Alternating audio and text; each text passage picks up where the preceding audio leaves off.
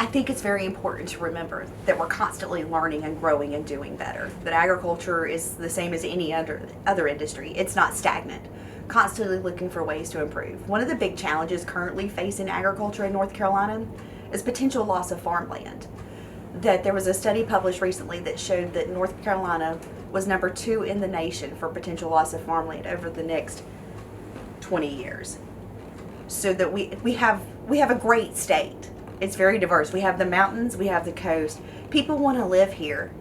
How do we balance that with our farmland? Because we also know that we need to be able to feed people. So that's one of the big challenges that we're facing.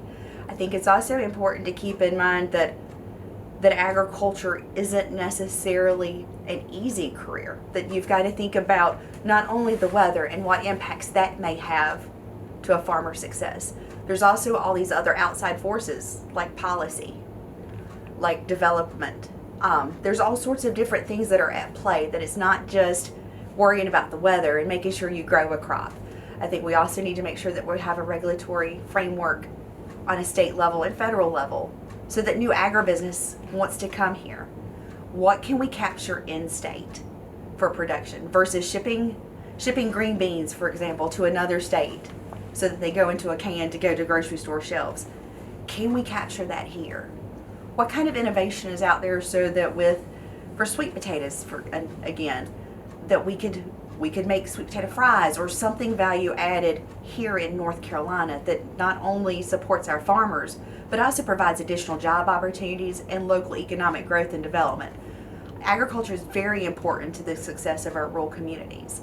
So how can we leverage that moving forward to make sure that our rural communities are successful? That you look around Raleigh and Wake County and our other urban areas and this constant growth and development.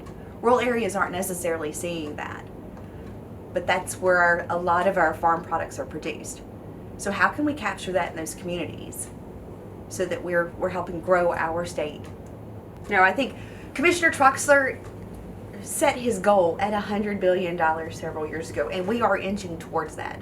That 2020 with COVID-19, that we saw a major, 2020 with COVID-19, we saw a minor setback in our progression, that we went from a $95.9 billion industry to a $92.9. But if you think about all the dynamics that were in play in 2020 with having workers that needed to stay home because of being sick with the pandemic, or stretching out our workforce and challenges in supply chain, that we are confident that those gains will be realized in the next year or two and that we'll continue making strides.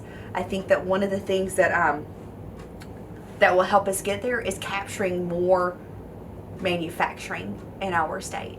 Use the products that are grown here, manufacture them here so they're ready to go to consumers versus them shipping to other places to be ready for consumers to use. I think that that's one area where we can cross over that threshold. Other ways are strong commodity prices. So we're increasing what farmers are making at the farm level. That will help drive up that number too. And right now we're seeing very strong prices for corn and soybeans and wheat. And so that it'll take all these different factors to push us over that threshold. But we all know that once you hit one threshold and milestone, the next goal is set. So we're constantly working to grow that number in our state so that we can keep our citizens fed. So supply and demand, we're part of a global economy.